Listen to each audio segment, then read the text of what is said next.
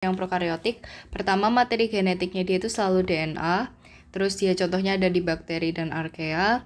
Ini ada organela-organelanya. Villi, yang ini yang kecil-kecil, itu tuh untuk membantu sel ini menempel ke sel inang.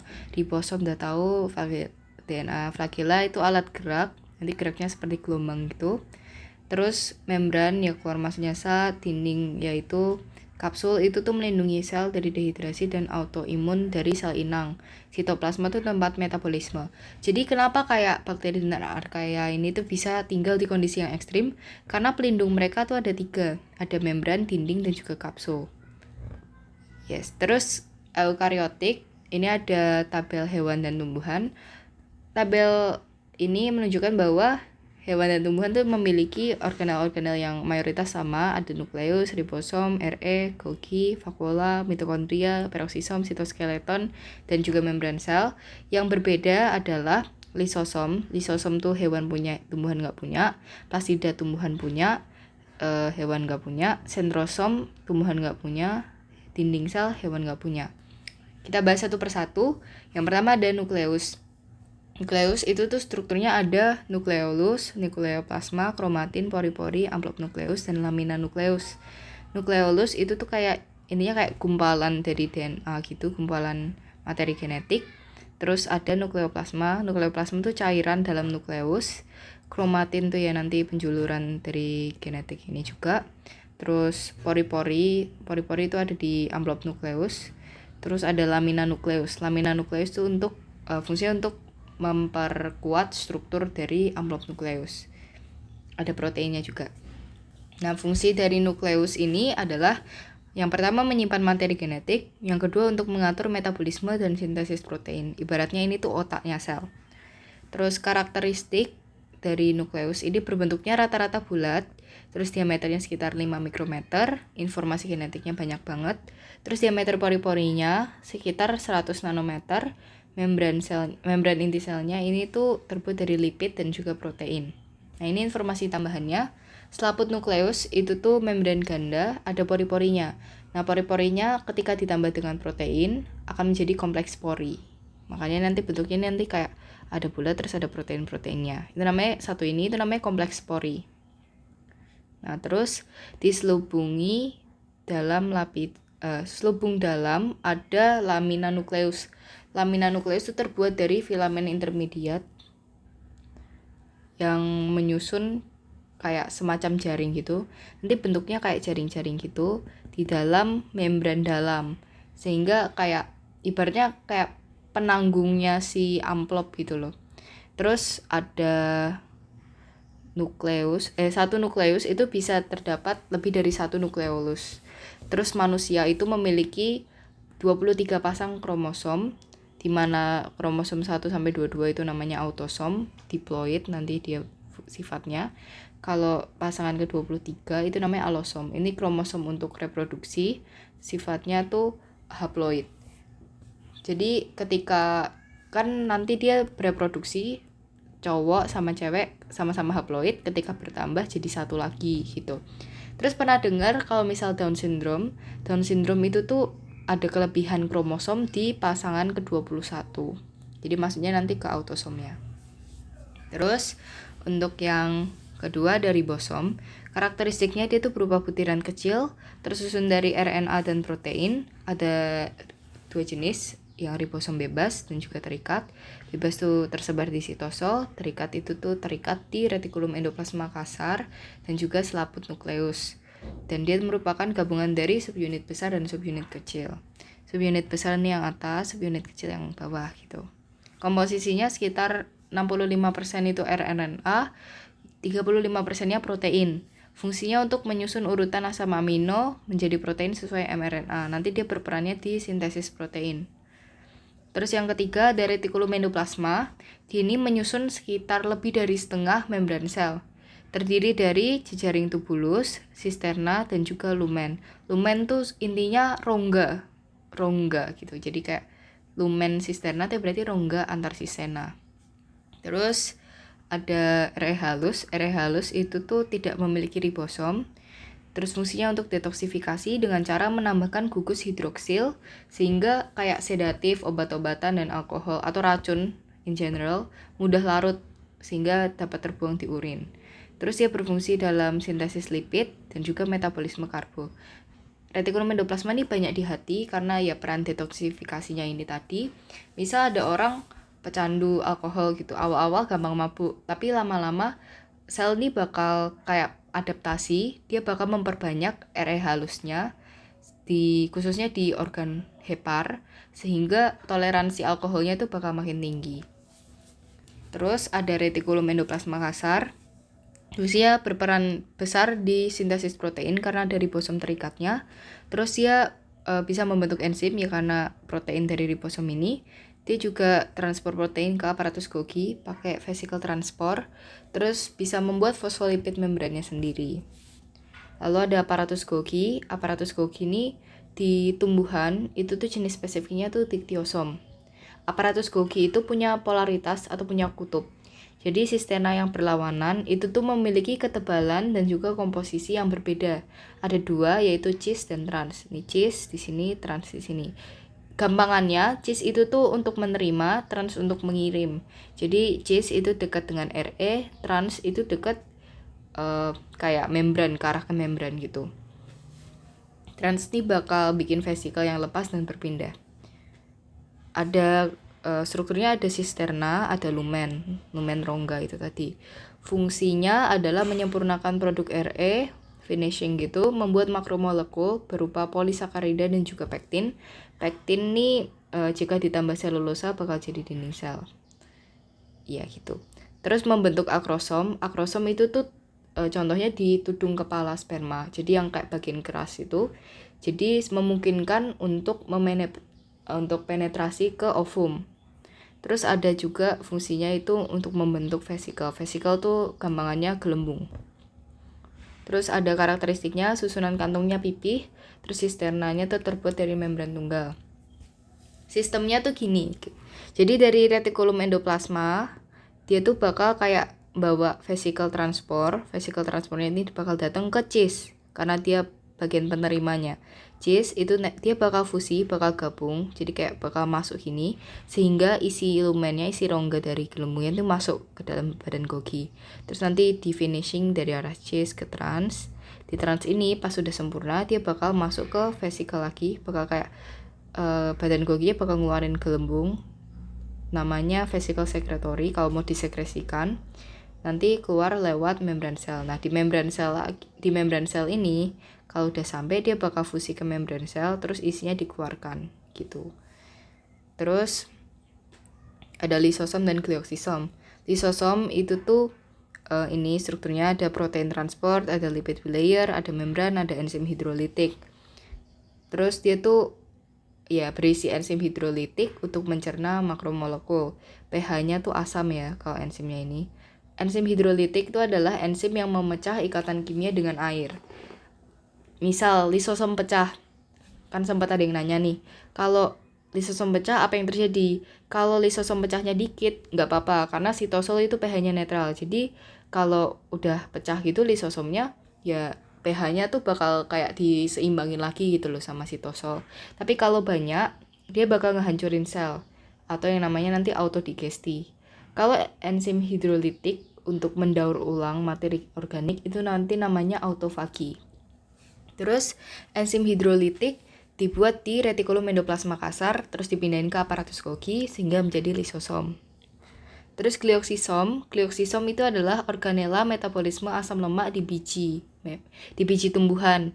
Jadi strukturnya dia ada membran, ada matriks. Matriksnya berisi enzim-enzim metabolisme asam lemak. Fungsi dari lisosom itu ada untuk fagositosis. Fagositosis itu tuh kayak ibaratnya memakan partikel-partikel yang lebih kecil, ibaratnya kayak mencerna lah. Terus ada memecah molekul. Kalau glioksisom itu tuh untuk memproses asam lemak di biji tumbuhan untuk menjadi glukosa.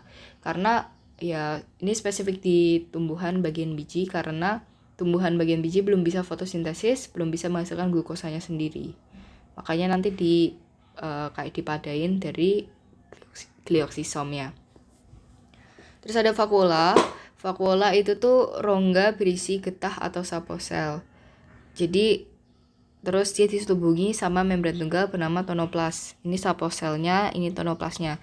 Tonoplas itu tersusun dari phospholipid bilayer ditambah dengan protein, sehingga sifatnya menjadi semi permeable atau bisa keluar masuk tapi diatur gitulah. Terus vakuola itu merupakan hasil dari gabungan vesikel, sifatnya fleksibel dan juga dinamis karena dia adaptif dengan lingkungan. Pada hewan, vakuolanya itu tuh banyak tapi kecil-kecil. Kalau tumbuhan itu tuh sedikit tapi besar. Jadi kayak satu ngumpul di tengah gitu. Jenisnya itu ada 3 yang utama. Yang pertama ada vakuola makanan terbentuk dari fagositosis. Kontraktil itu tuh memompa air keluar untuk menjaga konsentrasi ion dan mol. Intinya menjaga tekanan pada sel. Terus vakuola sentral itu tuh fungsinya ada banyak. Ini spesifik di tumbuhan ya. Jadi tumbuhan tuh vakuolanya apa? Vakuola sentral. Fungsinya dia untuk hidrolisis. Jadi tumbuhan itu kan nggak punya lisosom. Sementara lisosom tadi aku mention untuk mencerna. Nah fungsi pencernaannya itu digantiin sama vakuola.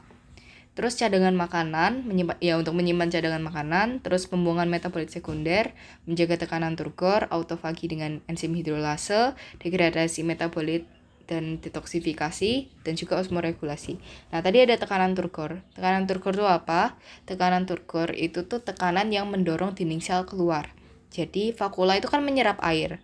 Kalau vakuola menyerap air, dia bakal semakin besar. Kalau dia semakin besar, kan dia pasti bakal kayak menghimpit dinding sel ke arah luar. Jadi kayak dinding selnya tuh awalnya kecil, gara-gara didorong dari dalam keluar, jadi dia nih ke arah keluar gitu loh dinding selnya. Kalau dinding sel ke arah keluar, artinya dia bakal kaku gitu, bakal padat. Jadi didorong-dorong gitu tuh dia bakal kaku.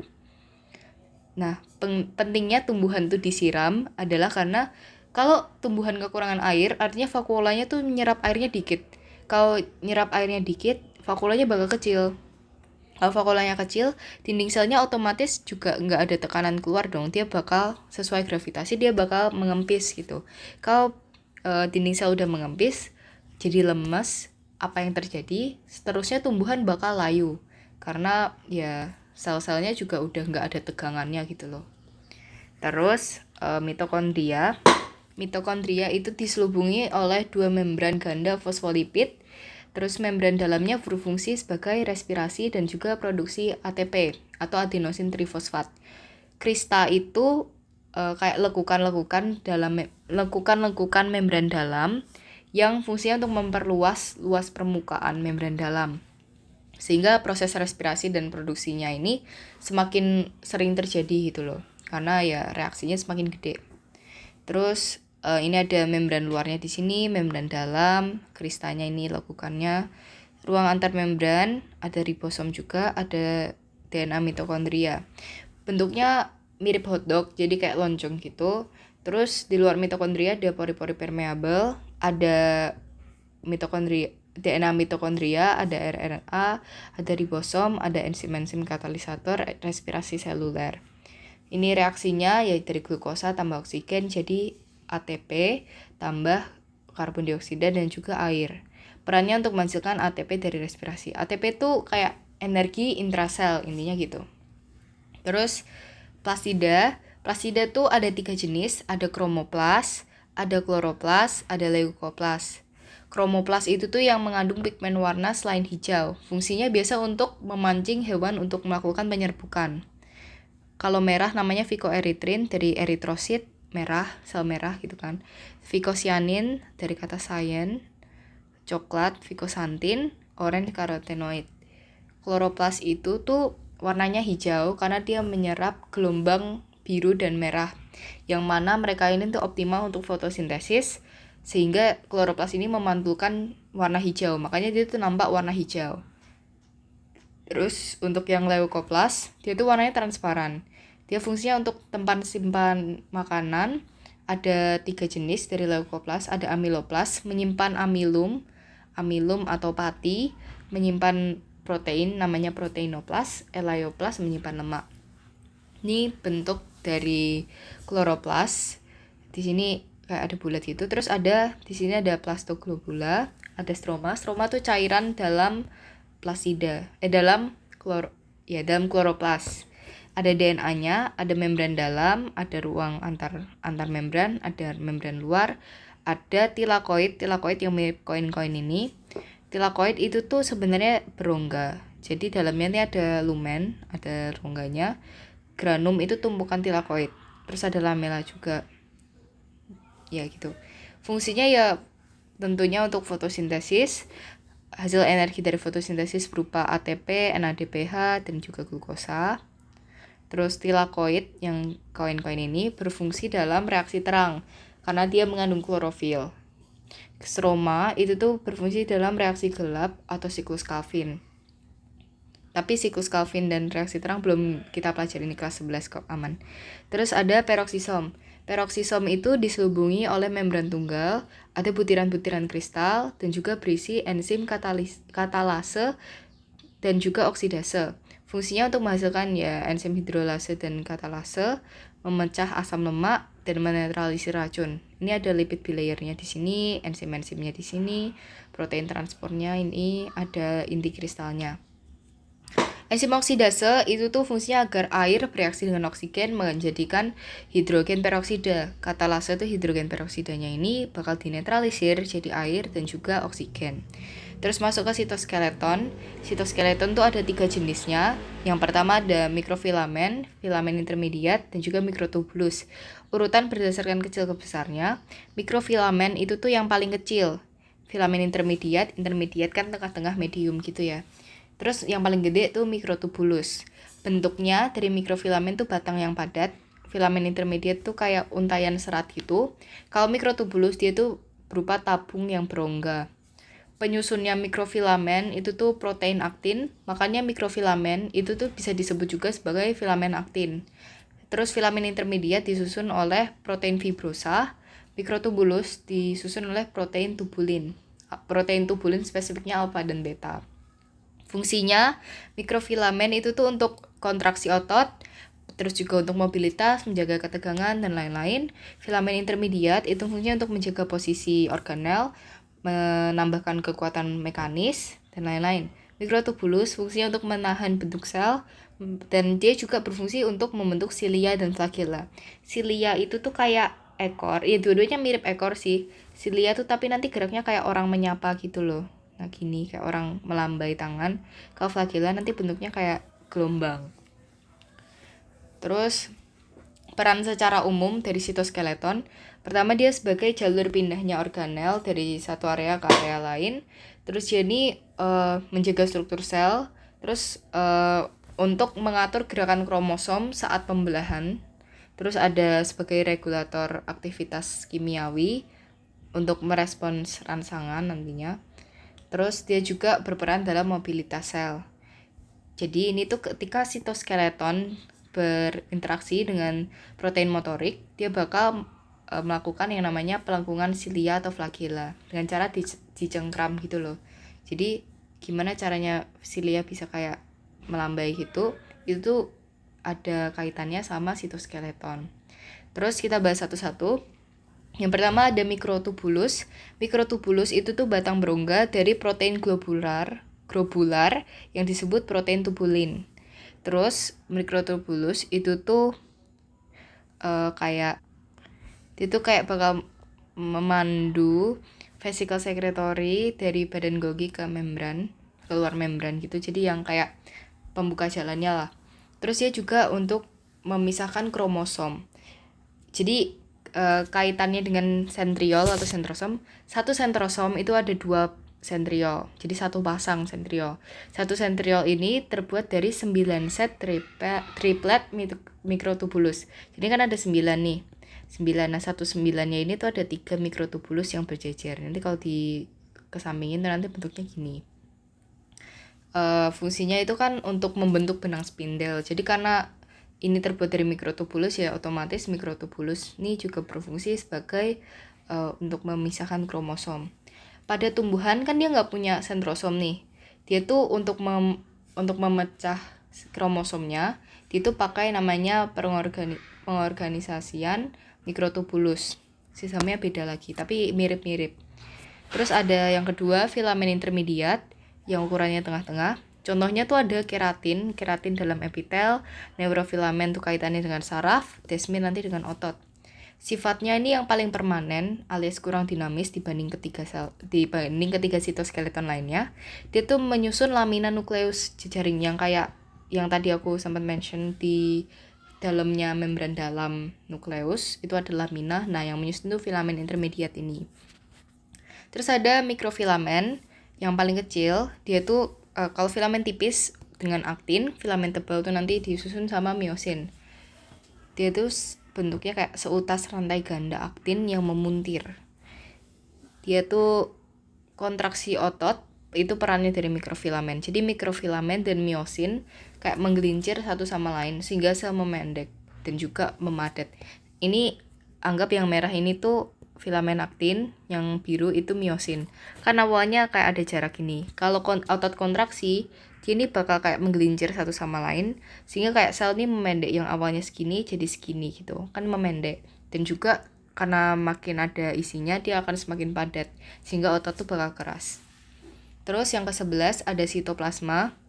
Sitoplasma itu sebenarnya membicarakan tentang kayak sitosol dan juga organel-organel yang ada. 80-90% sitoplasma itu terdiri dari air dan terdirinya dari sitosol dan organela. Itu fungsinya sebagai tempat suspensi organel. Fungsi utamanya untuk tempat metabolisme, tambahannya ada tempat organela, perantara transport, dan juga menyimpan molekul. Sistem endomembran ini tuh nanti adalah sistem yang memproses molekul dalam sel. Dari nukleus sampai ke retikulum endoplasma, ke ribosom, aparatus Golgi, sampai ke vesikel, sampai nanti sebelum keluar dari sel, itu tuh masih masuk ke sistem endomembran. Jadi prosesnya itu dari sintesis protein dari retikulum endoplasma kasar dibawa oleh vesikel transport ke badan Golgi. Terus dari badan Golgi bakal ke membran pakai vesikel sekretory. Kalau untuk disekresikan ya. Terus yang ke-13 ada membran sel. Membran sel itu adalah untuk pelindung, adalah untuk mengatur keluar masuknya zat, dan juga untuk penerima rangsangan. Terus susun dari lemak, protein, dan juga gula. Sifatnya lentur, fleksibel gitu. Kepalanya hidrofilik, ekornya hidrofobik. Lemak dari membran sel itu ada 3 jenis. Ada fosfolipid, ada glikolipid, ada sterol. Fosfolipid itu adalah lipid yang ada 2 kutub. Glikolipid itu lemak yang tertempel di glikogen. Sterol itu lemak yang menyusup pada membran. Jadi bentuknya kecil ya sterol ini. Terus protein ada 3 juga. Ada protein integral, adalah protein yang menembus sampai ke dalam sel. Jadi yang paling besar. Perifer itu tuh ada di tepi membran. Terus glikoprotein itu tuh yang ditempeli oleh glikogen. Nah di sini ada contohnya. Yang pertama ini kan menyusup bukan menyusup. Yang ini tuh kan ada 2 kutub. 2 kutub nih, jadi dia namanya phospholipid bilayer. Ada 2 kutub. Kutubnya tuh maksudnya ini dan juga ini, ada 2 kutub. Terus yang kedua, ini tuh kan ditempeli, yang cabang-cabang ini tuh karbohidrat ya. Karena ini lemak yang ditempel oleh cabang-cabang ini, makanya namanya dia tuh glikolipid. Terus glikolipid. Terus yang ketiga, yang ini kan menembus membran. Kalau menembus membran itu namanya protein integral. Terus yang keempat, dia berada di tepi. Kalau berada di tepi membran, dia itu namanya protein perifer. Terus yang kelima, ada di sini. Dia ini tuh kayak semacam protein yang ditempelin sama karbohidrat. Makanya namanya glikoprotein. Yang keenam nih ada yang menyusup ke dalam membran. Makanya namanya sterol. Nah, terus ya fosfolipid dia mengandung gliserol dan fosfat, bersifat hidrofilik, artinya suka air. Ini kayak suka menyerap air gitu loh. Ini gliserol, ini asam lemak. Asam lemak tuh kayak hidrofobik, jadi dia takut air.